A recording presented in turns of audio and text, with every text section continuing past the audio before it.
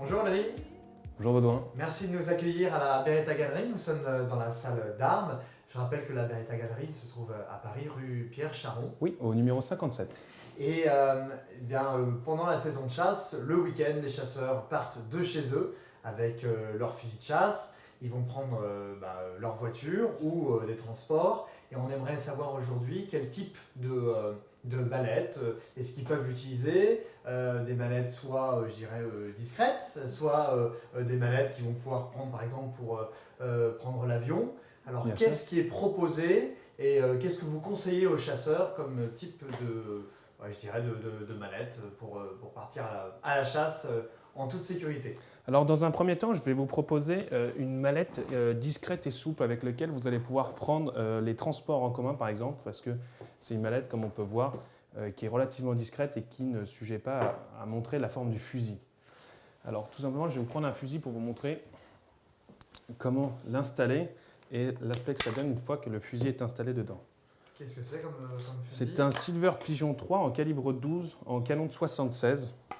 Donc c'est une arme classique avec lequel vous pouvez autant tirer en plaine qu'au bois. Alors dans un premier temps, je vais ranger le canon, on les pose bien. L'avantage c'est que c'est une pochette que pour un canon de 76 et moins. Un canon de 80, c'est vraiment des pochettes plus spécifiques. Alors, dans un souci de sécurité, on replie toujours la clé. Ensuite, on range la crosse comme ceci. On referme son sac. Et vous voyez,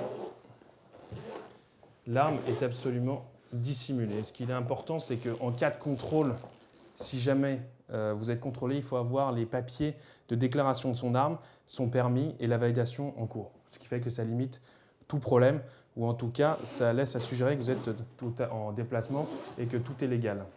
Moi qui habite à Paris, effectivement, très souvent, je ne sais pas trop quel type de mallette je peux utiliser parce que vous n'avez pas envie que les gens vous regardent avec des grands yeux en vous disant tiens, c'est un chasseur, même si souvent l'habit L'habit du chasseur laisse suggérer que nous allons à la chasse. Voilà. Mais malgré tout, non, malgré tout, c'est... Donc voilà, dans un premier temps, on va avoir cette pochette. Donc, hop. Ensuite, nous allons voir la deuxième pochette un peu plus classique. Donc ça, c'est la valise du fusil. Et là, à ce moment-là, c'est quand vous allez la transporter en voiture. Ce qui est important en voiture, c'est de sécuriser la détente avec un verrou. Donc on a un verrou à code, comme ceci, qu'on ferme ici, ce qui fait qu'en cas de vol de son arme, elle est inutilisable. Ou en tout cas, pour un petit moment. Donc on peut aussi sécuriser la mallette. Ça, c'est quelque chose qui est obligatoire, le fait de... En fait, c'est quelque chose qui va devenir obligatoire. Il faut tout de suite prendre le réflexe de sécuriser les détentes, même en cas de vol de son arme. Et ben, si simplement on a un cadenas sur la mallette, une fois que la mallette est fracturée, l'arme est accessible et est utilisable. Alors qu'avec un verrou pour la détente, l'arme est complètement inutilisable. C'est d'autant plus sécurisant à la maison, quand on a des enfants. Exactement. Quand on a des enfants, ils ne peuvent pas jouer avec. Et donc, c'est ce qu'il y a de mieux pour le moment. Ensuite, chez vous, on peut avoir une armoire forte. Voilà, la mallette, là, elle est totalement sécurisée. C'est une mallette de transport que vous pouvez avoir, que vous pouvez mettre dans la voiture, dans le coffre, et vous êtes en toute sécurité. Ensuite, on va avoir la mallette pour l'avion. Donc, pareil, on garde toujours le verrou pour la détente. Quelles sont les réglementations particulières quand on doit prendre son arme en avion, justement? En fait, en avion, la législation est un peu plus compliquée. Il faut d'abord enregistrer son arme auprès de la compagnie de transport. D'accord. Parce que c'est elle qui vous donnera l'autorisation ou pas de voyager avec votre arme.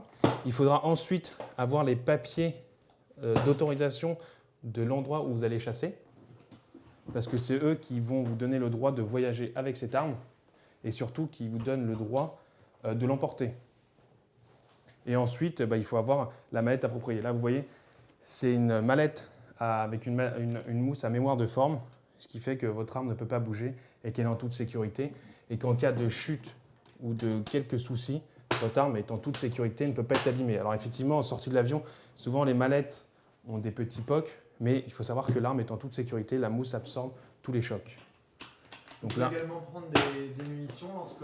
ah, il faut en savoir. avion. Exactement, on peut avoir les munitions, sachant qu'il faut absolument que les munitions et les armes soient séparées. Il ne faut jamais qu'elles soient ensemble pour des raisons de sécurité.